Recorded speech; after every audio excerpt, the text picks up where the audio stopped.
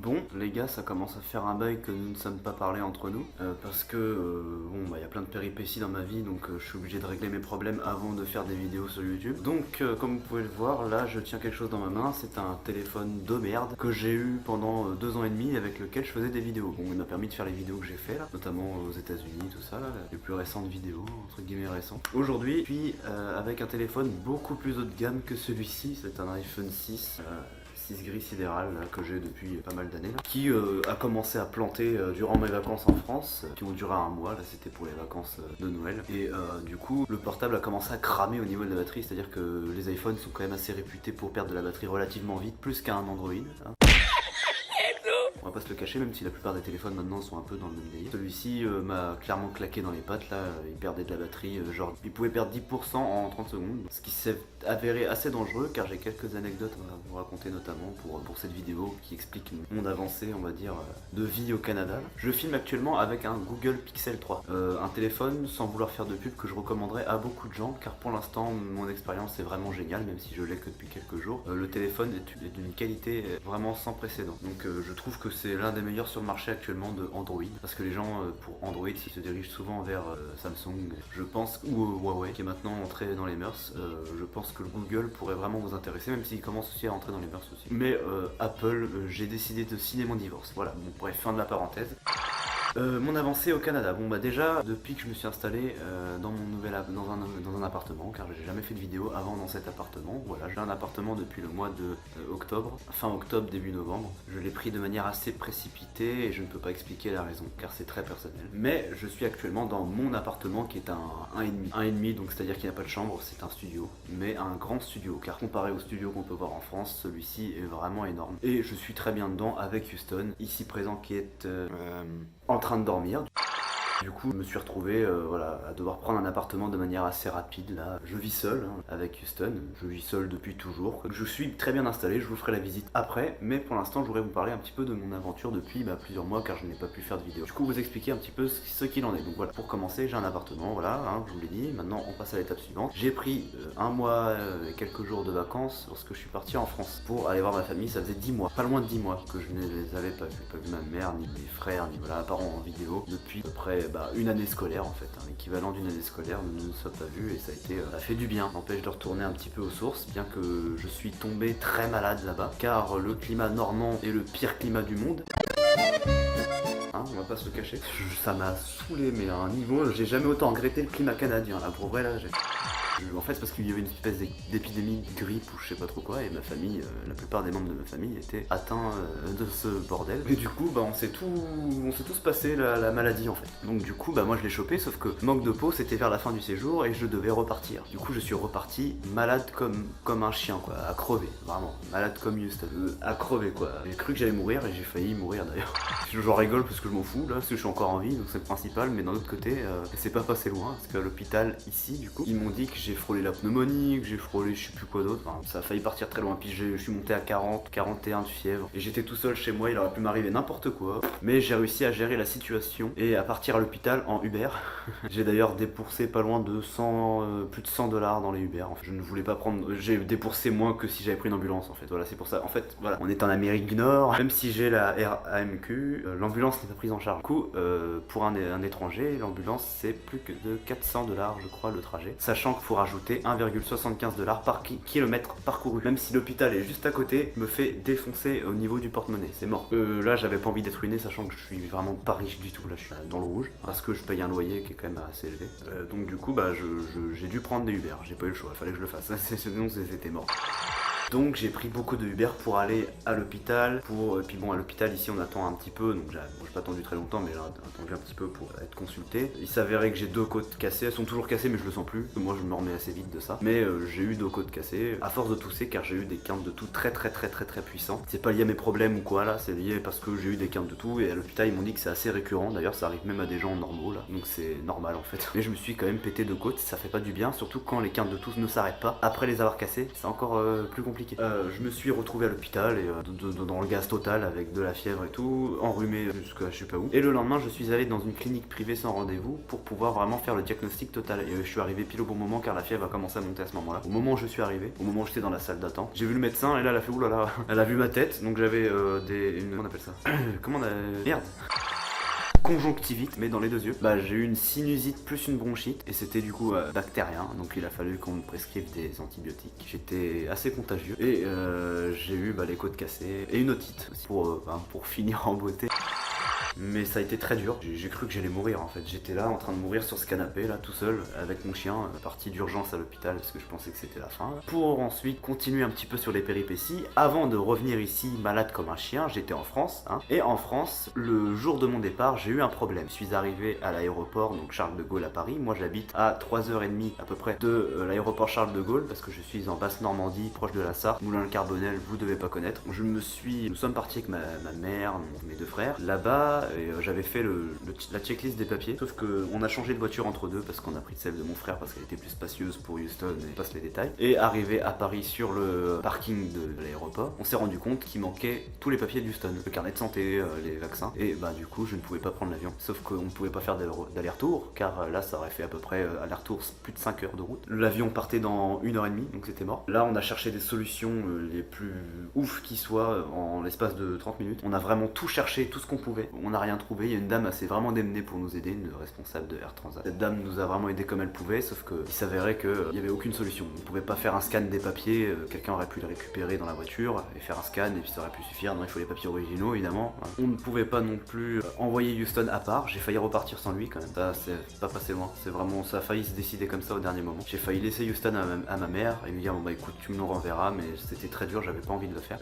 Sauf que il s'avérait que c'est carrément plus une compagnie aérienne, c'est de l'arnaque totale. Mais bon bref, en tout cas l'envoyer à part, il aurait fallu qu'il y ait un accompagnateur, donc il fallait que ma mère vienne. Donc le billet de ma mère, sachant qu'elle a peur de l'avion, on va envoyer peut-être mon frère à la place, mais il aurait fallu que ma mère vienne avec Houston dans une cage, parce que comme je suis pas présent, Houston ne serait pas considéré comme un chien d'assistance là, donc il aurait été dans la soute, dans une cage qu'on aurait dû payer de nos frais, qui aurait été d'une valeur de 180 € il me semble, plus tous les soins apparemment qui se font en soute, alors qu'apparemment il n'y a pas plus de soins que ça, c'est vraiment de l'arnaque ça. Ça aurait fait à peu près en tout 1500 €, pas dollars, euros, pas possible. Donc il a fallu trouver une autre solution. La dame nous a dit écoutez vous avez les billets de dernière minute qui sont au comptoir là-bas, il faut s'y rendre à la première heure le matin. Là ça a été quelque chose parce que c'est 400 € déjà le billet d'office, c'est la roulette russe, c'est-à-dire que si vous arrivez au comptoir mais que quelqu'un l'a commandé avant ou quoi que ce soit, c'est mort, il n'y a plus de place dans l'avion, c'est fini. Donc c'était une pierre deux coups, on sait pas trop là, c'est soit tu passes, soit tu passes pas, c'est soit ça passe soit ça casse, ça pouvait pas être les deux. Donc on avait que cette solution, donc on s'est dit on va prendre cette solution, on va commander un hôtel à côté de l'aéroport, on va faire un aller-retour de Normandie jusqu'à l'hôtel pour aller chercher les papiers, et puis on avait plus que toute la journée devant nous, on avait jusqu'au lendemain, donc on avait le temps de faire l'aller-retour. Donc on est parti avec ma famille, on est reparti en Normandie, manger chez mon autre grand frère, à midi, c'était le matin très tôt que je partais. J'étais le plus blasé du monde, là j'avais plus de thunes, c'était la merde, clairement. Je ne savais pas si j'allais pouvoir rentrer. Heureusement, mon grand frère qui trouve toujours les bons plans a réussi à regarder sur le site d'Air Transat, il a trouvé un vol direct pour Québec, qui était d'une valeur de 390 € je crois, ou 370 €, je ne sais plus. Mais en tout cas, il était carrément moins élevé que la vente de dernière minute, et là fallait sauter sur le casse, c'était vraiment, il restait 4 places.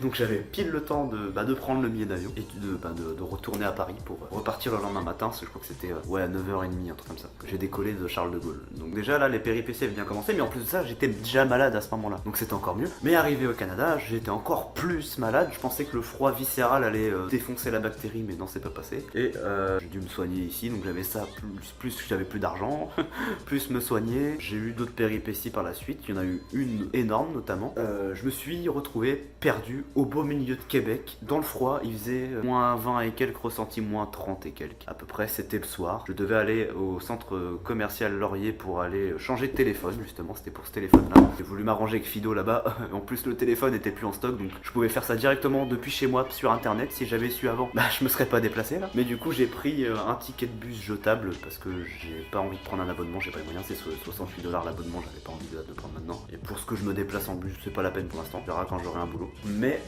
je suis parti avec Houston, sauf que les lignes de bus ont changé entre deux pendant que j'étais en France, et je ne savais plus que la ligne 800, je crois et quelques, ne desservait plus l'endroit où j'habite. Du coup, ils m'ont emmené à l'autre bout de 4 Bourgeois là-bas, là, et je me suis retrouvé derrière 4 Bourgeois, vraiment loin, très loin de Laurier, là, du boulevard Laurier et de boulevard Rocher-Laga où j'habite. Et du coup, je me suis retrouvé là, au beau milieu de la neige, enfin des rues froides et tout, enneigées sur un parking là, et j'ai dû marcher pendant à peu près 45 minutes dans le froid et la neige avec Houston, avec plus que 20% de batterie, sachant que vu la gueule de la batterie de ce téléphone, la raison pour laquelle je l'ai changé, autant dire qu'il me restait 0% là. Il suffisait que je tape un numéro et il perdait toute sa batterie, c'était mort. Donc je ne pouvais même pas appeler qui que ce soit. J'avais même hésité à appeler un Uber, je savais que ça allait pas marcher. Donc j'étais pas moyen d'appeler personne, enfin pas moyen d'appeler qui que ce soit.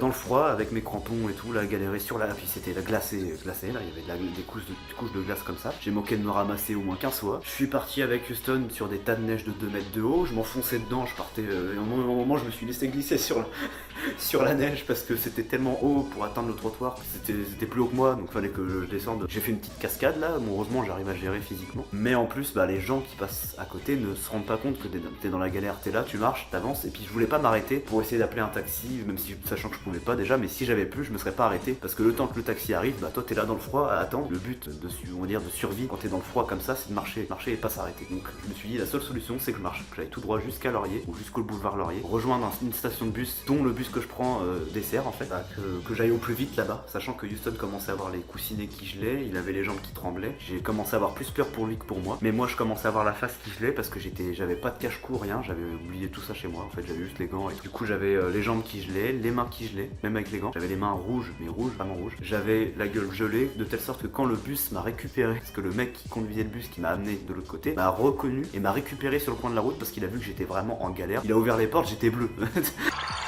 Il a vu que c'était pas le bon plan là, que je m'en étais pas sorti en fait. Et du coup, j'arrivais même pas à lui dire où je voulais aller tellement que j'avais la gueule gelée, je ne pouvais pas parler.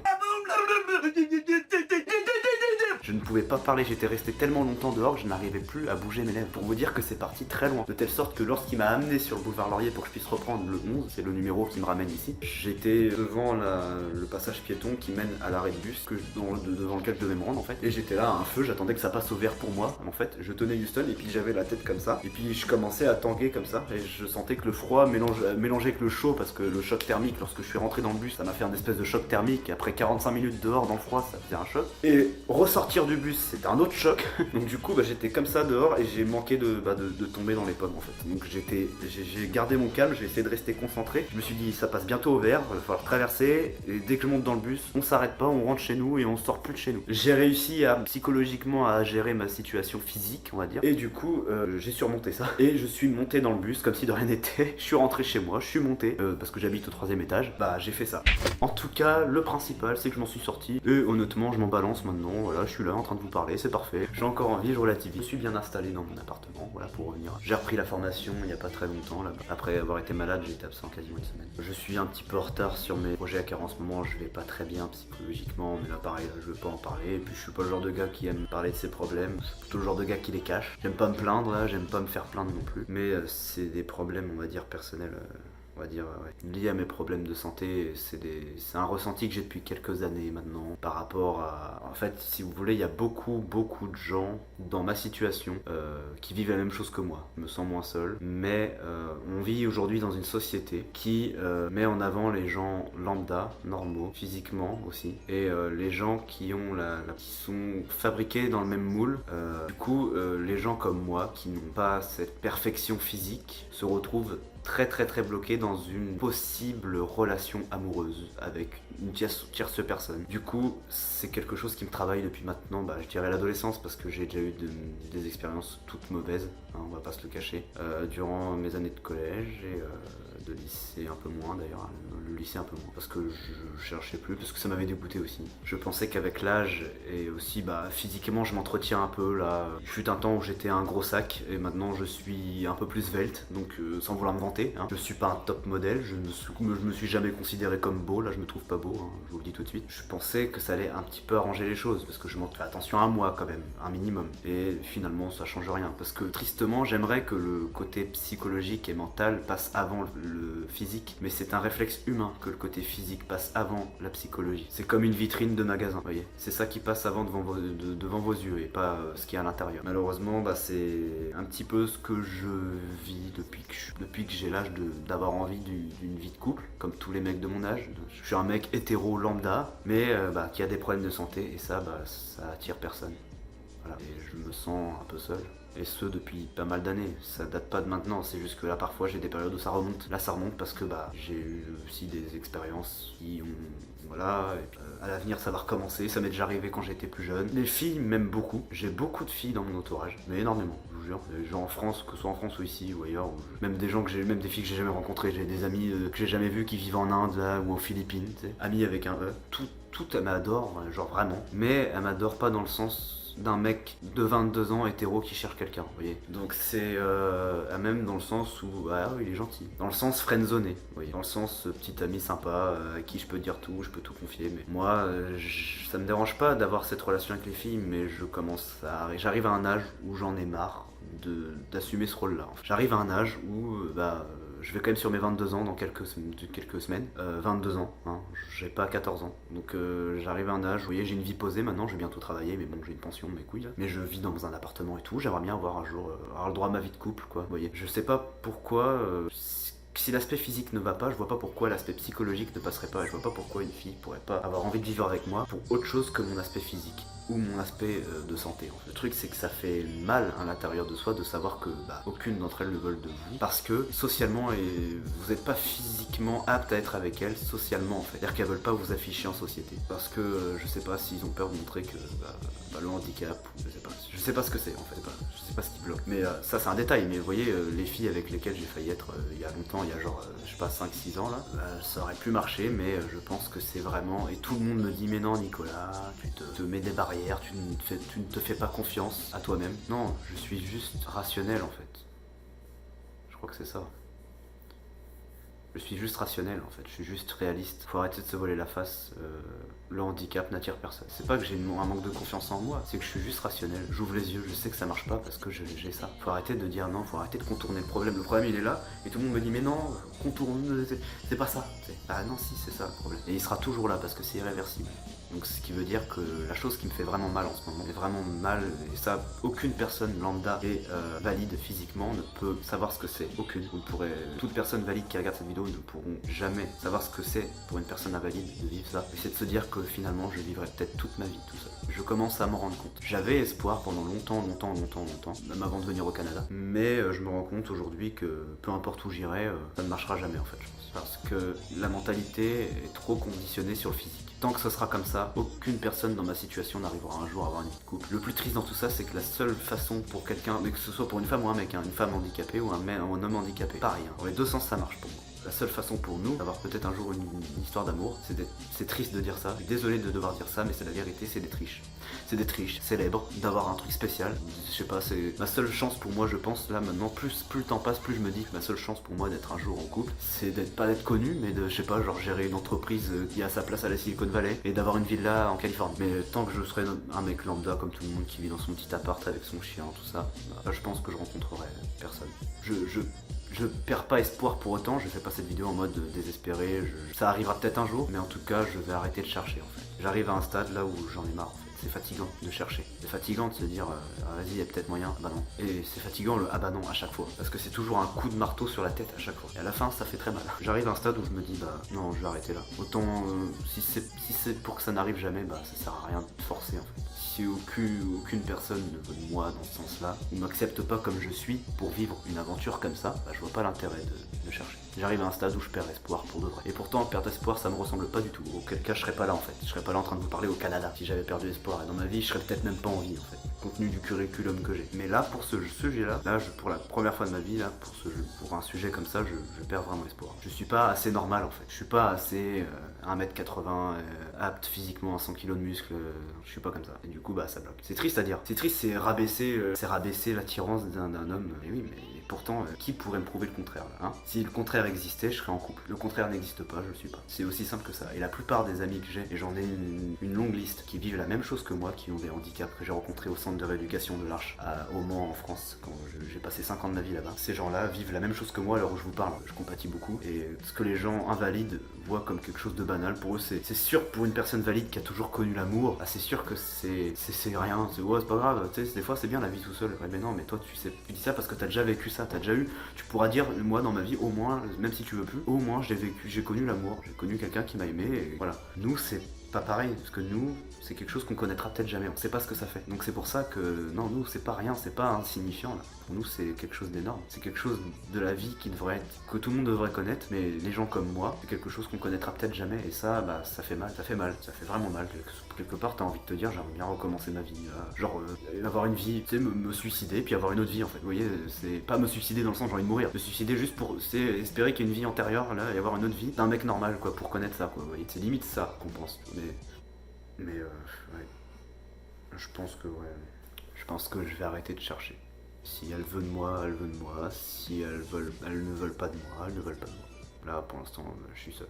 Voilà, désolé pour cette note un petit trop sérieuse et peu joyeuse, car à la fin de mes vidéos, je suis assez actif et joyeux, car je suis quelqu'un qui reste quand même très positif et très optimiste et très joyeux dans la vie. Je prends toujours les choses du bon côté à la rigolade. Je trouve que c'est la meilleure façon de surmonter certaines épreuves. Mais cette épreuve-là n'est pas facile à surmonter à la rigolade. Donc c'est une épreuve qui... Il y a des épreuves qui se règlent bien, il y a des épreuves qui se règlent jamais. Celle-ci fait partie des épreuves qui se réglera peut-être. Je dis encore peut-être, jamais. C'est pas facile à vivre, vraiment pas facile. Une personne lambda ne peut pas savoir. Je peux vous jurer que c'est vraiment pas facile. C'est aussi difficile à accepter qu'un handicap, en fait, ou que le handicap. Je pense que j'en ai assez dit, j'étais censé pas le dire, et finalement voilà, j'ai voulu vous expliquer. Ça me fait peut-être du bien aussi d'extérioriser en vidéo, j'en parle tellement jamais de ça. Je vous jure que j'en parle même pas dans les réunions familiales ou à ma famille ou à ma mère là. Donc c'est inédit là, cette vidéo. Mais voilà, je me suis dit, bon, je suis lancé dans le sujet, je vais lancer le sujet, et puis peut-être que ça pourrait faire réfléchir certaines personnes qui sont bloquées dans une mentalité comme ça, ou ça pourrait peut-être aider certaines personnes aussi à se sentir moins seules, des personnes dans la même situation que moi qui verraient cette vidéo, je sais pas. En tout cas, voilà, j'avais besoin d'en parler, j'avais besoin de le dire, et je pense que c'est important de le dire aussi, parce que c'est quelque chose d'assez récurrent, surtout aujourd'hui, dans la société dans laquelle on vit aujourd'hui. Et je pense que c'est important d'en parler. C'est mon ressenti personnel. Maintenant, on va revenir à mon sujet, hein, voilà. Même si ça, c'est un petit peu la déprime du moment, et c'est la déprime qui va peut-être durer longtemps. Mine de rien, ma vie à côté de ça se passe plutôt bien. Je suis dans mon appartement là, et du coup bah je fais ma vie, on va dire, de manière autonome. Avec Houston, on va faire nos courses de temps en temps. J'ai des superbes amis qui m'aident aussi à faire mes courses aussi, et je les remercie vraiment parce que j'ai pas de voiture. D'ailleurs, faut que je pense au permis un jour. Sinon à part ça, bah voilà, j'ai internet, j'ai ma vie tout seul, j'ai ma vie à moi en fait maintenant. Vous voyez, donc c'est quelque chose qui était assez inédit avant, avant le mois d'octobre en fait, dans 21 ans, et maintenant bah je m'en sors plutôt bien. En fait, je m'en sors même très bien. Parce que j'ai toujours été quelqu'un d'assez solitaire. Contrairement aux idées reçues et contrairement à ce que je vous ai dit avant, je suis, mine de rien, c'est peut-être ce qui me sauve la vie. Je suis quelqu'un de très solitaire. Et ça, beaucoup de mes amis ne se rendent pas compte ou ont du mal à le croire parce que ça se voit pas. Je suis assez sociable, j'aime bien avoir de l'entourage et tout. Et mine de rien, non, à côté de ça, je suis quand même quelqu'un de très solitaire. Je suis capable de vivre seul. Enfin, c'est pas facile de vivre seul, c'est pas pour autant que j'aime bien ça. Mais je suis capable de survivre seul parce que bah, j'ai mes trucs à moi, ma pensée à moi, mes choses à moi. J'ai personne autour, vous voyez, genre quand je suis sur mon ordinateur sur mes trucs, j'ai personne autour, à part Houston, quelqu'un de mine de rien assez solitaire, donc c'est pour ça qu'avoir mon appart à moi là, bah, je suis bien là où je vis, quoi. C'est pas facile financièrement par contre, ça je vous cache pas que, bon, je vais quand même vous dévoiler le pitch un peu. J'ai une pension d'invalidité depuis 1 an et demi maintenant, qui est d'une valeur de 900 €, soit 1303 $ canadiens. C'est pas mal en dollars canadiens, c'est avantageux.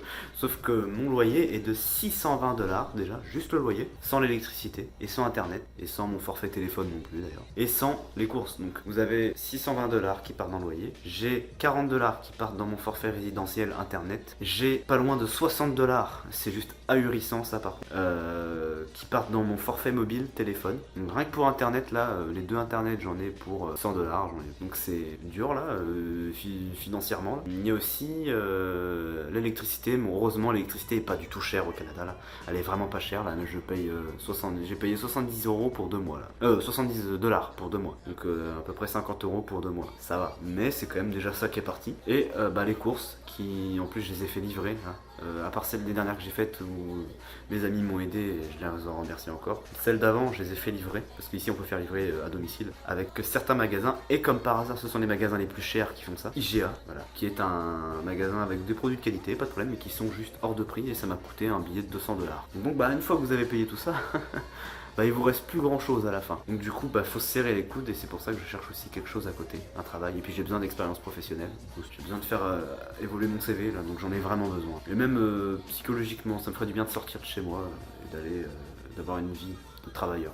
Voilà. En tout cas, sinon, un peu pour revenir aux nouvelles, même si la vidéo est quand même très longue, là je suis désolé. Mais ça fait longtemps que j'ai pas fait de vidéo, je voulais vous dire que dans l'ensemble ça se passe plutôt bien. Là il fait moins 12 dehors là, c'est pas trop mal pour un mois de janvier février là maintenant. Voilà, le Canada c'est toujours pareil, je me plais bien, j'estime me sentir chez moi maintenant en fait, après un an de vie maintenant, bientôt un an de vie au Canada, ouais. Dans un mois, 2 mois, ça fera un an. Car en revenant en France, j'ai pris conscience que je me sentais plus chez moi en fait. C'est bizarre à dire, pourtant en 10 mois de vie ici on peut pas avoir ce ressenti. 10 ans encore je veux bien, mais pas 10 mois, et pourtant si. En fait quand je suis rentré en France j'avais le sentiment, c'est peut-être aussi d'avoir la conscience que j'allais repartir un mois après, d'avoir cette espèce d'impression d'être nomade, mais j'ai aussi eu le sentiment que j'étais plus chez moi en fait. Je suis arrivé dans ma chambre, dans laquelle je vivais plus depuis 10 mois, alors que c'était une chambre dans laquelle j'ai vécu des années en France. Je suis arrivé dans ma chambre, j'ai posé mes sacs, j'ai rien sorti de mes sacs, même mes vêtements, j'ai tout laissé dans mes valises, et je me suis dit mais en fait c'est ma chambre, mais j'ai l'impression que c'est plus la mienne, parce que toutes mes affaires maintenant sont là-bas, à 5000 km de ce qui était chez moi. À part ma famille, il n'y a rien qui me faisait ressentir chez moi en fait. Enfin, un petit peu quand même, évidemment, heureusement, sinon ça serait bizarre. Mais j'avais le sentiment je me suis dit, en fait non, maintenant en fait ma vie elle est là-bas en fait. Dans le sens où ma vie active, plus ou moins active, premier appartement, tout ça, c'est ici que ça s'est fait pour la première fois pour moi. En France j'ai toujours eu une vie d'étudiant banale, j'ai rien eu d'autre. C'est pour ça que, et une vie aussi à l'hôpital, mais ça c'est autre chose. Mais j'ai beaucoup eu une vie d'étudiant en France, et du coup j'ai pas eu ce sentiment d'avoir eu une vie autonome comme celle que j'ai ici à Québec. Ce qui fait que pour moi ma vie elle a réellement commencé ici en fait. Donc c'est pour ça que j'ai eu cet étrange sentiment de me dire que en fait maintenant ici c'est chez moi. Et en même temps pas vraiment, parce que niveau immigration je suis pas encore au point quoi, j'ai pas la résidence permanente. J'ai mes chances de l'avoir, surtout en tant que français au Québec, hein. Évidemment, heureusement, surtout que je suis une formation qui évidemment vous mène au maximum vers ce genre de conclusion. Donc j'ai mes chances de rester ici, carrément même, surtout par rapport à, malheureusement pour eux, ça c'est ouf, j'ai plus de chances par rapport à certaines autres nations, on va dire, j'ai plus de chances de pouvoir rester ici en tant que français. Mais bon, on sait jamais ce qui peut arriver quoi. Mais voilà, je vais tout faire pour rester ici, parce que ma vie maintenant elle est ici, en Amérique du Nord. Pour moi elle est ici maintenant ma vie. Alors, j'ai toujours voulu qu'elle soit ici, et après m'être installé ici, maintenant que je vis ici, j'ai mes habitudes et j'estime que ma vie est ici. Voilà. La vidéo, je la poursuis le lendemain matin parce que, en fait, si vous voulez, il était 4h du mat quand j'ai tourné la vidéo, donc j'avais besoin de dormir. Je vais vous faire la visite, comme je vous ai promis, de mon appartement. On va commencer par la salle de bain parce que j'ai envie. Ça, c'est mes magnifiques toilettes, mon bordel. Donc là, vous avez un placard pour ranger des trucs. Voilà. Là, vous avez aussi mon bordel. Ça datait de quand j'étais malade, fallait que je prenne des choses. Là, c'est moi, yo. Et là, c'est ma baignoire, qui est quand même relativement grande, avec la douche ici. Parce que, je sais pas comment ça se fait que c'est aussi grand pour un appart qui s'avère être un studio, en fait. C'est quand même vachement bien. Et voilà, c'est assez propre, parce qu'en fait, la salle de bain a été refaite il y a pas si longtemps que ça. Donc si vous voulez, tout est plutôt neuf, en fait. Et du coup, j'ai une superbe salle de bain pour un petit appart. Et en plus de ça c'était vraiment génial. Bon, c'est super mal rangé. Voilà. Mais au moins, j'ai un placard. Ça, faut pas m'en vouloir, c'est mon organisation incroyable. Pourtant, d'habitude, je suis ordonné, mais là, je devais avoir la flemme ce jour-là. Puis comme je vous ai expliqué dans la vidéo, en ce moment, c'est pas la joie. Voilà, je suis un peu perdu. Mais bon, en tout cas, voilà, je vais ranger. Okay. Donc, c'est un petit peu le bazar aussi, mais ça va encore. Là, c'est le reste de l'appart. Donc là, c'est mon setup avec mon ordinateur. Bon, l'iPad, un peu de bordel.